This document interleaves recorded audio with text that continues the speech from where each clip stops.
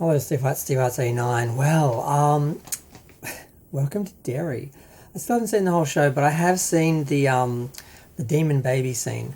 Now, part of this is in the trailer, a couple of shots. I thought I'd seen it for some reason, then I realised, oh, I haven't seen that scene. People are talking about this scene. I'm like, I haven't seen this scene. This is, okay, I'm going to watch this.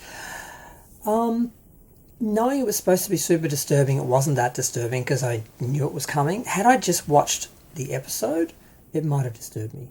Basically, there's a boy wanting to leave Derry and a car with a mum and a dad and a boy and a girl in the back stop and pick him up. I can't speak today.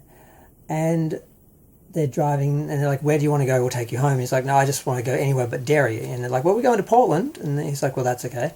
So they're driving and then eventually they go back into Derry, like they didn't turn around, but they ended up going back into Derry. It's like, what's happening? And the whole time the conversation in the car is weird.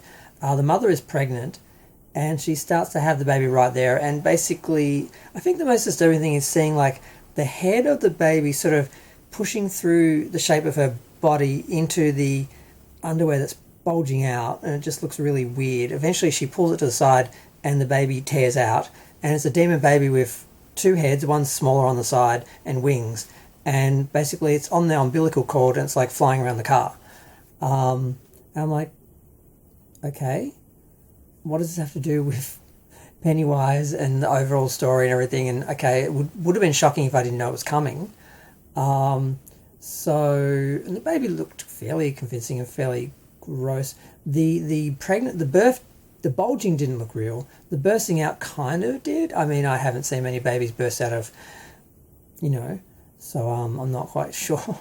I haven't watched a lot of birthing videos or anything, but yeah, it was interesting, and I'm like, okay. And so all I know about it is it's got a few scenes like that, which are going for the gore and the scare and the gross out and the shock factor, and then apparently the last episode.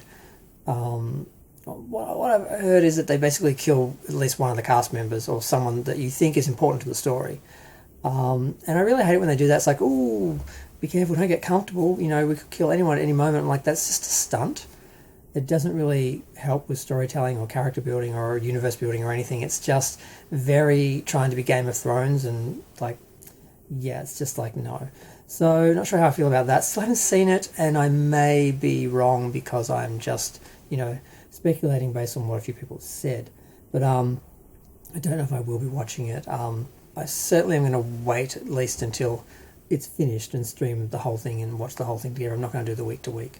As much as I think shows should be rolled out like that, it is just a way to keep you on the subscription service longer, which I'm not going to do. I normally just go in for a month, watch whatever shows I want to watch, and then churn and go to another one if I do. But I haven't actually had a streaming service for like a year or so. I have so many DVDs and digital copies of things I've bought that I haven't watched. Like I've got a list stacked up and I'm trying to get through before like I die.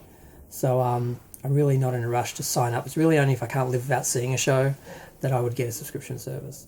So okay, that's that. Basically, I just had to comment on that scene because part of me was not shocked, but sort of like, is this... Because I'm trying to remember the first It mini-series and the It movies, how much did they rely on Pennywise creating these horrible scenarios for people to be sort of trapped in and horrified by, and is that what this is?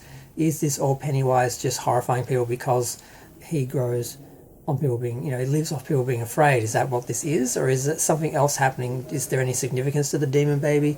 And just on its own, without any context, I really don't know. But I just had to comment on it because I just had to.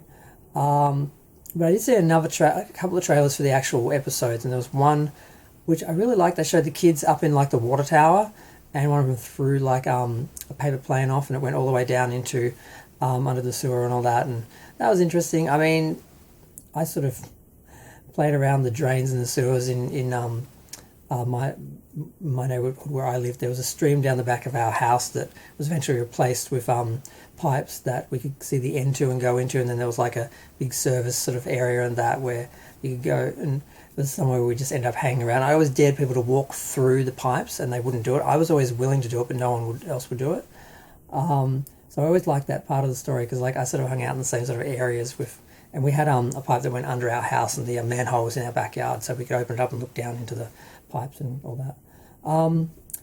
Yeah, so wondering where they're going to go. I'm hoping the series spends enough time with the characters we can like them and get attached with them, and there's an element of adventure in their taking on this demon, not just horror and gore and shock and, you know, yep, so I don't know. The trailer gave me a little bit of hope. The scene, not so much, but it'll be worth watching. I'll see it eventually. I'm going to go. Feel free to share, like, comment, subscribe. Let me know what you thought of the Demon Baby Scene and the shows the episodes if you're watching them, and the trailers if you're just watching the trailers, getting ready to stream the whole thing like me, binge the whole thing like me.